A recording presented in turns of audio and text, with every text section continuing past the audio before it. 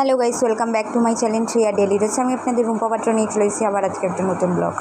তো আগের দিন রাত্রিবেলা আমি ইডলি বানিয়েছিলাম, সেটাই হচ্ছে মেয়েদের ব্রেকফাস্টে দিচ্ছি।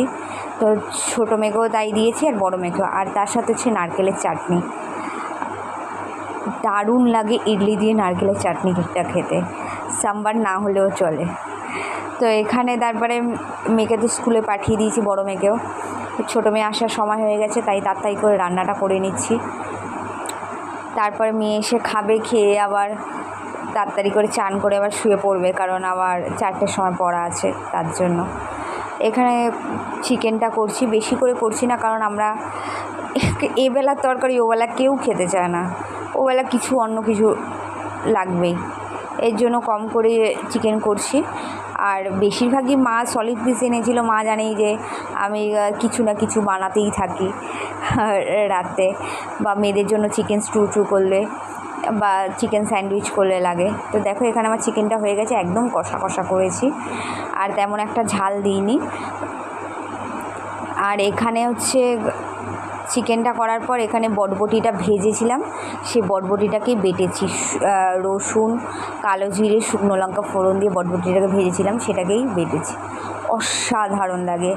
তারপরে এই লাস্টে একটু সর্ষের তেল ছড়িয়ে নিয়ে এইসব ভর্তা হলে আর চিকেন মাছটা এইসব কিচ্ছু লাগে না। আমার এত ভালো লাগে এইসব ভর্তা খেতে। তো চলো, কার কার এরকম ভর্তা খেতে খুব পছন্দ করো অবশ্যই কমেন্ট করে জানাবে, আমার তো খুব ভালো লাগে। এই আজকে এই দুটো মেনুই করেছি, কারণ বেশি কেউ খেতে চায় না। 2000 years later. Hello guys, welcome back to my channel Shreya daily রোজ। আমি আপনাদের রুম্পা পাত্র নিয়ে চলে এসেছি আবার আজকে একটা নতুন ব্লগ। তো এই যে লাঞ্চ করতে বসেছি, আজকে তাড়াতাড়ি লাঞ্চ করতে বসে গেছি, 3টে বাজে। আর ছোট মেয়েকে আগেই ছুটি দিয়ে দিলাম, ওর পড়া আছে 4টের সময়, আবার স্টার্টও করে দিয়েছে। 4টের সময় পড়া আছে, পড়তে দিয়ে আসবো।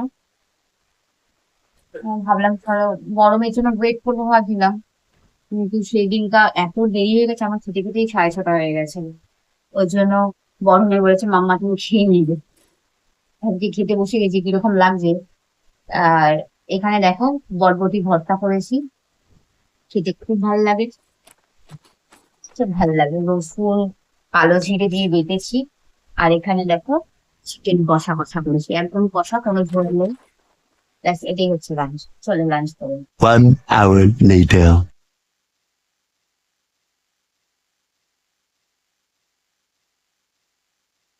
তো এখানে দেখো 5 মিনিটের ডেলিভারিতে এই চাদর বেডশিটটা অনলাইন থেকে কিনলাম। আর এখানে দেখো মা গুরু পূর্ণিমা পুজো দিয়েছে, মাই সমস্ত ভোগ ঠোক করেছে, সিন্নি দিয়েছে। আমি তো আর কিছু করতে পারছি না এই 1 বছর, তার জন্য মাই করেছে। আর এখানে রাত্রিবেলা আমি ইডলি করেছি, আর ইডলির সাথে দেখো নারকেল চাটনি। যেহেতু আমার ইডলি স্ট্যান্ডটা একদমই খারাপ হয়ে গেছে আর আমার মা ফেলে দিয়েছে, সেই কারণে আমি এখন বাটিতে করেছি। তো চলো, ব্লগটা এই পর্যন্ত। যদি ব্লগটা ভালো লেগে থাকে তাহলে লাইক, শেয়ার এবং সাবস্ক্রাইব করে দেবে। কমেন্ট করতে কিন্তু ভুলবে না। Tata, bye bye, love you all, thank you for watching.